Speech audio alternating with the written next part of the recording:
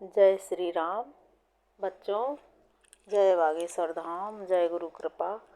सांसों का क्या भरोसा, सांसों का क्या भरोसा, रुक जाए चलते चलते, रुक जाए चलते चलते, सांसों का क्या भरोसा। जय श्री राम। बच्चों, अभी हम अगले 15 पेज रामायण के पढ़ेंगे। हे राजन सुनो, संसार में उपाय तो बहुत हैं, पर वे कष्ट साध्य हैं, और इस पर भी सिद्ध हो या ना हो, उनकी सफलता निश्चित नहीं है। हाँ, एक उपाय बहुत सहज है, परंतु उसमें भी एक कठिनता है। हे राजन, वह युक्ति तो मेरे हाथ है, पर मेरा जाना तुम्हारे नगर में हो नहीं सकता। जब से पैदा हुआ हूँ तब से आज तक मैं किसी के घर अथवा गांव नहीं गया, परंतु यदि नहीं जाता हूँ तो तुम्हारा काम बिगड़ता है। आज यह बड़ा असमंजस आ पड़ा है। यह सुनकर राजा कोमल वाणी से बोला, हे नाथ, वेदों में ऐसी नीति कही है कि बड़े लोग छोटों पर स्नेह करते ही हैं। पर्वत अपने सिरों पर सदा तृण को धारण किए रहते हैं, अगाध समुद्र अपने मस्तक पर फैन को धारण करता है, और धरती अपने सिर पर सदा धूलि को धारण किए रहती है। ऐसा कहकर राजा ने मुनि के चरण पकड़ लिए। हे स्वामी, कृपा कीजिए, आप संत हैं, दीन दयालु हैं। हे प्रभु, मेरे लिए इतना कष्ट सही है। राजा को अपने अधीन जानकर कपट में प्रवीण तपस्वी बोला, हे राजन सुनो, मैं तुमसे सत्य कहता हूँ, जगत में मुझे कुछ भी दुर्लभ नहीं है। मैं तुम्हारा काम अवश्य करूँगा। तुम मन, वाणी और शरीर से मेरे भक्त हो, पर योग, युक्ति, तप और मंत्रों का प्रभाव तभी फलीभूत होता है जब वे छिपाकर किए जाते हैं। हे नरपति, मैं यदि रसोई बनाऊं और तुम उसे परोसो और मुझे कोई जानने ना पावे, तो उस अन्न को जो जो खाएगा सो सो तुम्हारा आज्ञाकारी बन जाएगा। यही नहीं, उनके घर भी जो कोई भोजन करेगा, हे राजन सुनो, वह भी तुम्हारे अधीन हो जाएगा। हे राजन, जाकर यही उपाय करो और वर्ष भर का संकल्प कर लेना। नित्य नए 1 लाख ब्राह्मणों को कुटुंब सहित निमंत्रित करना। मैं तुम्हारे संकल्प तक प्रतिदिन भोजन बना दिया करूँगा। हे राजन, इस प्रकार बहुत ही थोड़े परिश्रम से सब ब्राह्मण तुम्हारे बस में हो जाएंगे। ब्राह्मण हवन, यज्ञ और सेवा पूजा करेंगे तो उस प्रसंग से देवता भी सहज ही बस में हो जाएंगे। मैं एक और पहचान तुमको बताए देता हूँ कि मैं इस रूप में कभी ना आऊँगा। हे राजन, मैं अपनी माया से तुम्हारे पुरोहित को हर लाऊंगा। तप के बल से उसे अपने समान बनाकर 1 वर्ष तक यहाँ रखूँगा। और हे राजन सुनो, मैं उसका रूप बनाकर सब प्रकार से तुम्हारा काम सिद्ध करूँगा। हे राजन, रात बहुत बीत गई, अब सो जाओ। आज से तीसरे दिन मुझसे तुम्हारी भेंट होगी। तप के बल से मैं घोड़े सहित तुमको सोते ही मैं घर पहुँचा दूँगा। मैं वही बेस धरकर आऊँगा। जब एकांत में तुमको बुलाकर सब कथा सुनाऊँगा, तब तुम मुझे पहचान लेना। राजा ने आज्ञा मानकर शयन किया और वह कपट ज्ञानी आसन पर जा बैठा। राजा थका था, खूब गहरी नींद आ गई, पर वह कपटी कैसे सोता, उसे तो बहुत चिंता हो रही थी। वहाँ कालकेतु राक्षस आया, जिसने सुअर बनकर राजा को भटकाया था। वह तपस्वी राजा का बड़ा मित्र था और खूब छल प्रपंच जानता था। उसके 100 पुत्र और 10 भाई थे, जो बड़े ही दुष्ट, किसी से न जीते जाने वाले और देवताओं को दुख देने वाले थे। ब्राह्मणों, संतों और देवताओं को दुखी देखकर राजा ने उन सबको पहले ही युद्ध में मार डाला था। उस दुष्ट ने पिछला बैर याद करके तपस्वी राजा से मिलकर सलाह विचारी और जिस प्रकार शत्रु का नाश हो वही उपाय रचा। भावी बस राजा कुछ भी ना समझ सका। तेजस्वी शत्रु अकेला भी हो तो भी उसे छोटा नहीं समझना चाहिए। जिसका सिर मात्र बचा था, वह राहु आज तक सूर्य चंद्रमा को दुख देता है। तपस्वी राजा अपने मित्र को देख प्रसन्न हो उठकर मिला और सुखी हुआ। उसने मित्र को सब कथा कह सुनाई। तब राक्षस आनंदित होकर बोला, हे राजन सुनो, जब तुमने मेरे कहने के अनुसार काम कर लिया तो अब मैंने शत्रु को काबू में कर ही लिया। तुम अब चिंता त्याग सो रहो। विधाता ने बिना ही दबा के रोग दूर कर दिया। कुल सहित शत्रु को जड़ मूल से उखाड़ बहाकर चौथे दिन मैं तुमसे आ मिलूंगा। तपस्वी राजा को खूब दिलासा देकर वह महामायावी और अत्यंत क्रोधी राक्षस चला। उसने प्रताप भानु राजा को घोड़े सहित क्षण भर में घर पहुंचा दिया। राजा को रानी के पास सुलाकर घोड़े को अच्छी तरह से घुड़साल में बांध दिया। फिर वह राजा के पुरोहित को उठा ले गया और माया से उसकी बुद्धि को भ्रम में डालकर उसे उसने पहाड़ की खोह में लाकर रखा। वह आप पुरोहित का रूप बनाकर उसकी सुंदर सेज पर जा लेटा।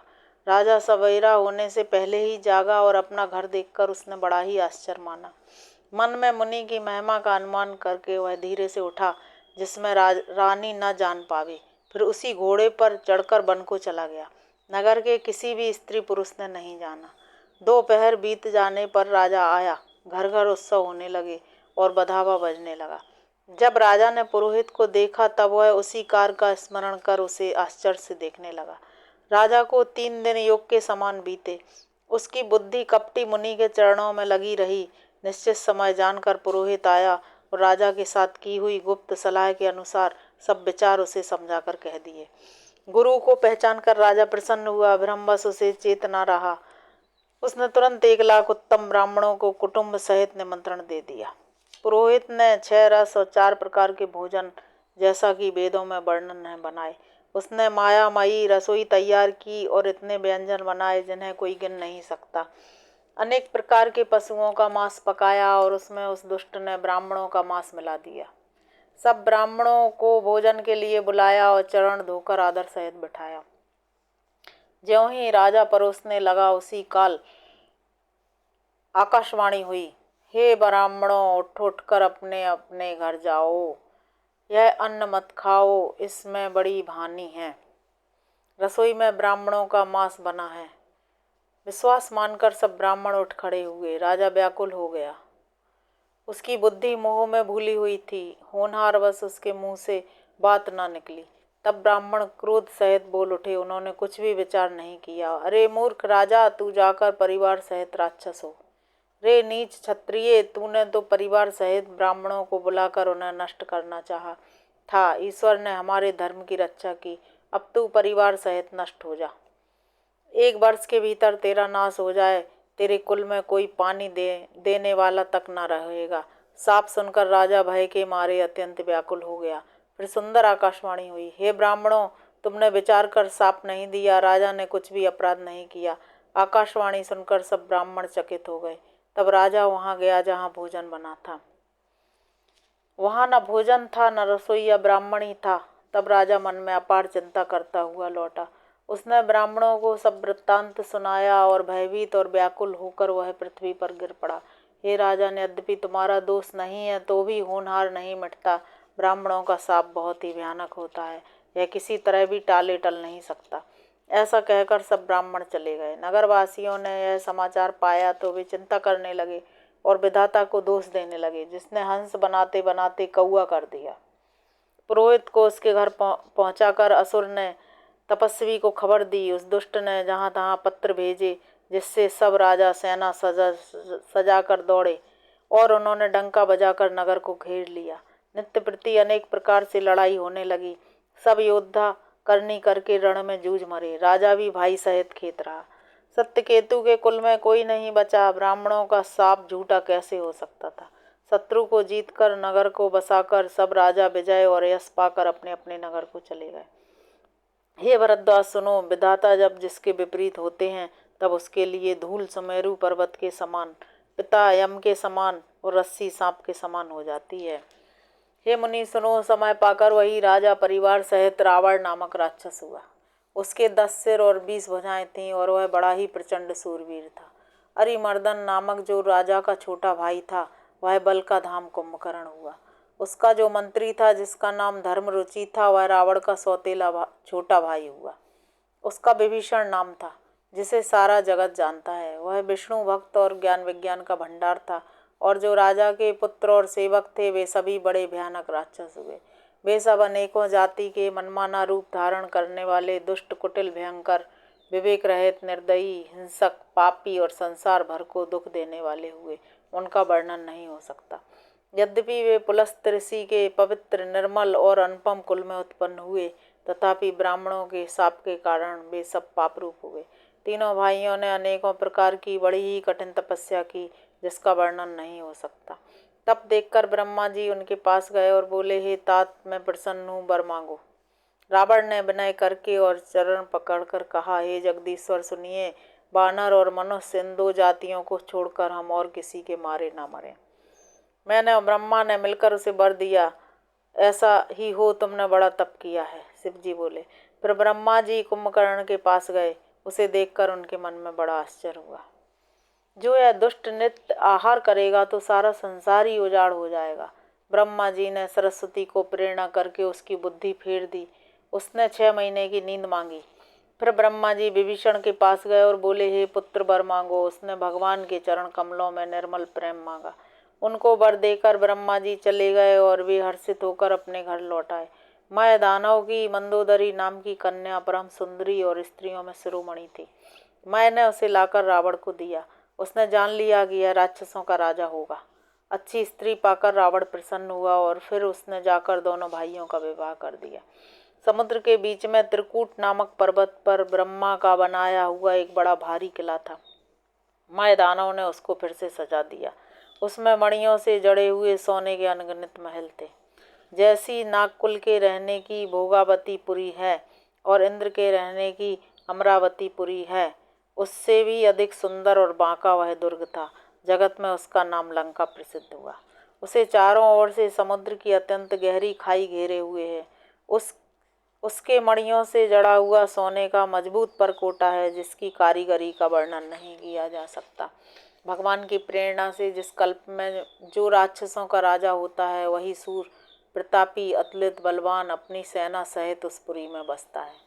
वहाँ बड़े बड़े योद्धा राक्षस रहते थे। देवताओं ने उन सबको युद्ध में मार डाला। अब इंद्र की प्रेरणा से वहाँ कुबेर के 1 करोड़ रक्षक रहते हैं।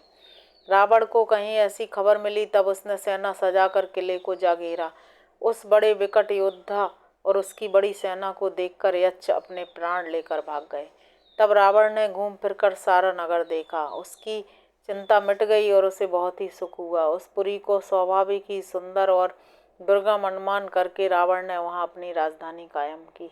योग्यता के अनुसार घरों को बांटकर रावण ने सब राक्षसों को सुखी किया। एक बार वह कुबेर पर चढ़ दौड़ा और उससे पुष्पक विमान को जीत कर ले आया। फिर उसने जाकर खिलवाड़ में ही कैलाश पर्वत को उठा लिया और मानो अपनी भुजाओं का बल तोलकर बहुत सुख पाकर वह वहां से चला आया। सुख, संपत्ति, पुत्र, सेना, सहायक, जय, प्रताप, बल, बुद्धि और बड़ाई, ये सब उसके नित्य नए बढ़ते जाते थे, जैसे प्रत्येक लाभ पर लोभ बढ़ता है। अत्यंत बलवान कुंभकर्ण सा उसका भाई था, जिसके जोड़ा का योद्धा जगत में पैदा ही नहीं हुआ। वह मदरा पीकर 6 महीने सोया करता था। उसके जागते ही तीनों लोकों में तहलका मच जाता था। यदि वह प्रतिदिन भोजन करता तब तो संपूर्ण विश्व शीघ्र ही चौपट हो जाता। रणधीर ऐसा था कि जिसका वर्णन नहीं किया जा सकता। उसके ऐसे असंख्य बलवान वीर थे। मेघनाद रावण का बड़ा लड़का था, जिसका जगत के योद्धाओं में पहला नंबर था। रण में कोई भी उसका सामना नहीं कर सकता था।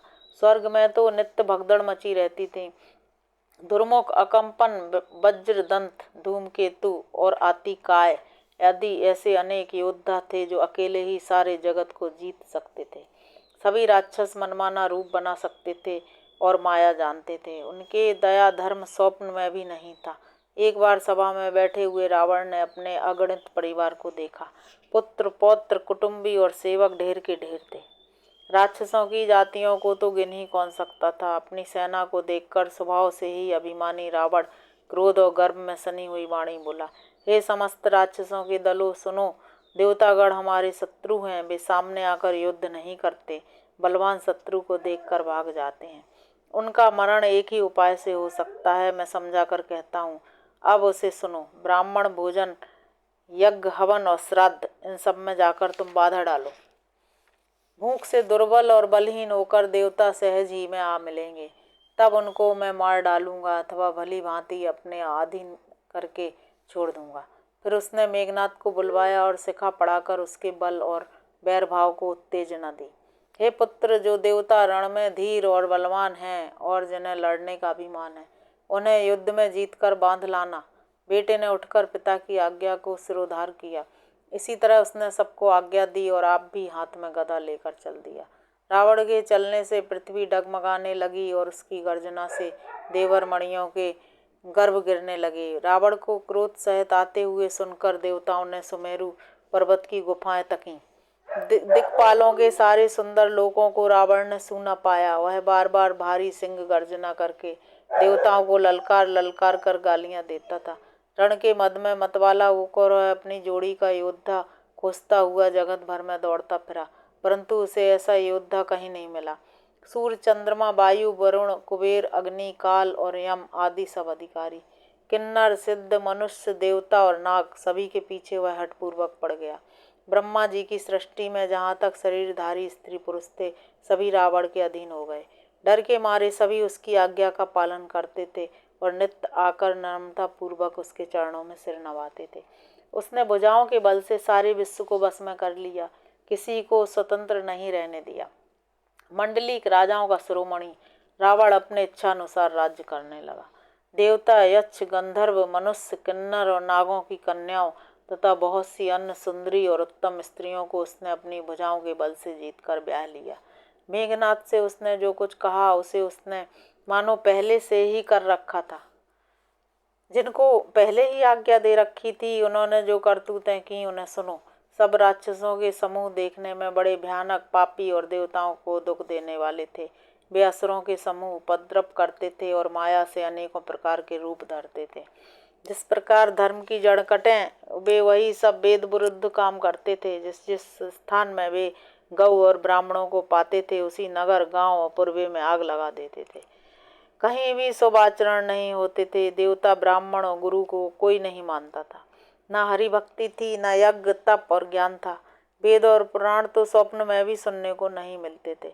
जप, योग, वैराग्य, तप तथा यज्ञ में भाग पाने की बात रावण कहीं कानों से सुन पाता तो स्वयं उठ दौड़ता, कुछ भी रहने नहीं पाता।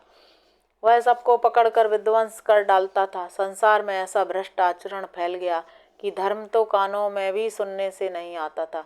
जो कोई वेद और पुराण कहता, उसको बहुत तरह से त्रास देता और देश से निकाल देता था।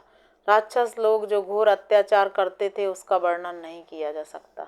हिंसा पर ही जिनकी प्रीति है, उनके पापों का क्या ठिकाना। पराय धन और पराई स्त्री पर मन चलाने वाले दुष्ट, चोर और जुआरी बहुत बढ़ गए। लोग माता पिता और देवताओं को नहीं मानते थे और साधुओं से सेवा करवाते थे। हे भवानी, जिनके ऐसे आचरण हैं, उन सब प्राणियों को राक्षसी समझना। इस प्रकार धर्म के प्रति अतिशय ग्लानि देखकर पृथ्वी अत्यंत भयभीत एवं व्याकुल हो गई। पर्वतों, नदियों और समुद्रों का बोझ मुझे इतना भारी नहीं जान पड़ता जितना भारी मुझे एक परद्रोही लगता है। पृथ्वी सारे धर्मों को विपरीत देख रही है, पर रावण से भयभीत हुई वह कुछ बोल नहीं सकती। हृदय में सोच विचार कर गौ का रूप धारण करके धरती वहां गई जहां सब देवता और मुनि थे। पृथ्वी ने रोकर उनको अपना ये दुख सुनाया, पर किसी से कुछ काम न बना। तब देवता, मुनि और गंधर्व सब मिलकर ब्रह्मा जी के लोक को गए। भय और शोक से अत्यंत व्याकुल बेचारी पृथ्वी भी गौ का शरीर धारण करके उनके साथ थी। ब्रह्मा जी सब जान गए। उन्होंने मन में अनुमान किया कि इसमें मेरा कुछ भी बस नहीं चलने का। जिसकी तू दासी है, वही अविनाशी हमारा और तुम्हारा दोनों का सहायक है। ब्रह्मा जी ने कहा, हे धरती, मन में धीरज धारण करके श्री हरि के चरणों का स्मरण करो। प्रभु अपने दासों की पीड़ा को जानते हैं। ये तुम्हारी कठिन विपत्ति का नाश करेंगे। सब देवता बैठकर विचार करने लगे कि प्रभु को कहाँ पावें ताकि उनके सामने पुकार करें। कोई वैकुंठपुरी जाने को कहता था और कोई कहता था कि वही प्रभु क्षीर समुद्र में निवास करते हैं। जिसके हृदय में जैसी भक्ति और प्रीति होती है, प्रभु वहाँ सदा उसी रीति से प्रकट होते हैं। हे पार्वती, उस समाज में मैं भी था। अवसर पाकर मैंने एक बात कही। मैं तो यह जानता हूँ कि भगवान सब जगह समान रूप से व्यापक हैं। प्रेम से वे प्रकट हो जाते हैं। देश, काल, दिशा, विदिशा में बताओ ऐसी जगह कहाँ है जहाँ प्रभु ना हो। वे चराचरमय होते हुए ही सबसे रहित हैं और विरक्त हैं। वे प्रेम से प्रकट होते हैं जैसे अग्नि, सर्वत्र व्याप्त है, परंतु जहाँ उसके लिए अरणि, मंथन आदि साधन किए जाते हैं, वहाँ वह प्रकट होती है। इसी प्रकार सर्वत्र व्याप्त भगवान भी प्रेम से प्रकट होते हैं। मेरी बात सबको प्रिय लगी। ब्रह्मा जी ने साधु साधु कहकर बड़ाई की। मेरी बात सुनकर ब्रह्मा जी के मन में बड़ा हर्ष हुआ। उनका तन पुलकित हो गया और नेत्रों से आंसू बहने लगे। तब वे धीर बुद्धि ब्रह्मा जी सावधान होकर हाथ जोड़कर स्तुति करने लगे। हे देवताओं के स्वामी, सेवकों को सुख देने वाले, शरणागत की रक्षा करने वाले भगवान, आपकी जय हो, जय हो। हे गो ब्राह्मणों का हित करने वाले, असुरों का विनाश करने वाले, समुद्र की कन्या के प्रिय स्वामी, आपकी जय हो। हे देवताओं, पृथ्वी का पालन करने वाले, आपकी लीला अद्भुत है, उसका भेद कोई नहीं जानता है। ऐसे जो स्वभाव से ही कृपालु और दीन दयालु हैं, वे ही हम पर कृपा करें। हे अविनाशी, सबके हृदय में निवास करने वाले, सर्वव्यापक परम आनंद स्वरूप अज्ञे, इंद्रियों से परे पवित्र चरित्र, माया से रहित मुकुंद, आपकी जय हो जय हो। विरक्त तथा मोह से सर्वथा छूटे हुए मुनि वृंद भी अत्यंत अनुरागी बनकर जिनका रात दिन ध्यान करते हैं और जिनके गुणों के समूह का गान करते हैं, उन सच्चिदानंद की जय हो। जिन्होंने बिना किसी दूसरे संगी अथवा सहायक के अकेले ही ब्रह्मा विष्णु शिव रूप बनाकर अथवा बिना किसी उपादान कारण के स्वयं ही सृष्टि का अभिन्न निमित्तोपादान कारण बनकर 3 प्रकार की सृष्टि उत्पन्न की, वे भगवान हमारी सुधील हैं। हम न भक्ति जानते हैं न पूजा, जो संसार के भय का नाश करने वाले, मुनियों के मन को आनंद देने वाले और विपत्तियों के समूह को नष्ट करने वाले हैं। हम सब देवताओं के समूह मन वचन और कर्म से चतुराई करने की बात छोड़कर उनकी शरण आए हैं। सरस्वती, वेद, शेष जी और संपूर्ण ऋषि कोई भी जिनको नहीं जानते, जिन्हें दीन प्रिय हैं ऐसा वेद पुकार कर कहते हैं, वे ही भगवान हम पर दया करें। हे संसार रूपी समुद्र के लिए मंदराचल रूप सब प्रकार से सुंदर गुणों के धाम और सुखों की राशि नाथ, आपके चरण कमलों में मुनि सिद्ध और सारे देवता भय से अत्यंत व्याकुल होकर नमस्कार करते हैं। देवताओं और पृथ्वी को भयभीत जानकर और उनके स्नेह युक्त वचन सुनकर शोक और संदेह को हरने वाली गंभीर आकाशवाणी हुई। बच्चों, आज हमने रामायण में पढ़ा कि प्रतापभानु जो राजा था वो बहुत अच्छा था, लेकिन कालकेतु नामक राक्षस जो सुअर बनकर उसका पीछा किया था, उसने राजा से बदला लेने के लिए दूसरे राजा, कपटी राजा जो तपस्वी वेश में था, उससे मिलकर राजा के साथ षड्यंत्र किया और उसके घर ब्राह्मणों को निमंत्रण देकर दावत पंगत में बुलाया और उन्हें मांस परोसा। फिर कालकेतु ने अपनी आवाज़ से आकाशवाणी की कि हे ब्राह्मणों, तुम्हें ये राजा मांस खिला रहा है। तो ब्राह्मण नाराज हो गए और उन्होंने उसे श्राप दिया कि तुम अपने परिवार कुटुंब सहित भयंकर राक्षस बन जाओगे, ऐसा बोला।